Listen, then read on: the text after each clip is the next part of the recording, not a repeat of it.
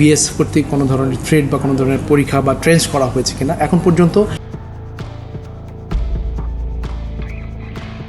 ভারত ও পাকিস্তানের মধ্যকার চলমান উত্তেজনার প্রেক্ষাপটে ফেনীর ১০৩ কিলোমিটার সীমান্ত জুড়ে কঠোর নজরদারি ও টহল বৃদ্ধি করেছে বর্ডার গার্ড বাংলাদেশ।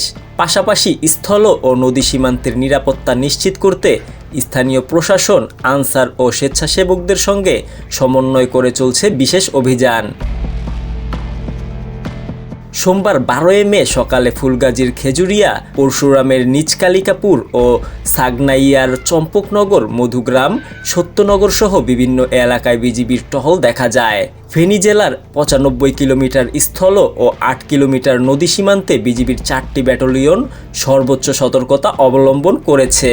গত কয়েকদিন ধরে ভারতীয় সীমান্তরক্ষী বাহিনী বিএসএফ তাদের সীমানায় উজ্জ্বল LED light, night vision camera ও মোশন সেন্সর স্থাপন করায় বাংলাদেশি এলাকাবাসীর মাঝে কিছুটা উদ্বেগ তৈরি হয়েছে। তবে বিজিবির বাড়তি টহল ও গোয়েন্দা কার্যক্রমে স্বস্তি ফিরেছে স্থানীয়দের। ফেনীর ৪ নং বিজিবি ব্যাটালিয়নের অধিনায়ক লেফটেন্যান্ট কর্নেল মোহাম্মদ মোশাররফ হোসেন বলেন, বর্তমান পরিস্থিতি বিবেচনায় সীমান্ত সুরক্ষা ও নিয়ন্ত্রণ জোরদার করা হয়েছে। সীমান্ত দিয়ে অবৈধ অনুপ্রবেশ প্রতিরোধে সতর্কতা জারি রয়েছে এবং গোয়েন্দা তৎপরতা বৃদ্ধি করা হয়েছে। 4 বিজিবির যে দায়িত্বপূর্ণ এলাকা, এখানে প্রায় ১০২ কিলোমিটার সীমান্ত, যেখানে ৯৫ কিলোমিটার স্থল সীমানা এবং ৮ কিলোমিটার জল সীমানা আছে, মুহুরী নদী এবং ফেনী নদীতে সংশ্লিষ্ট।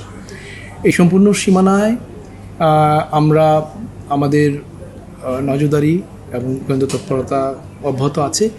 আর আপনারা যেটা আপনি বলেছেন যে এখানে কোনো বিএস কর্তৃক কোনো ধরনের থ্রেড বা কোনো ধরনের পরীক্ষা বা ট্রেন্স করা হয়েছে কিনা এখন পর্যন্ত সে ধরনের কোনো আলামত আমরা লক্ষ্য করিনি।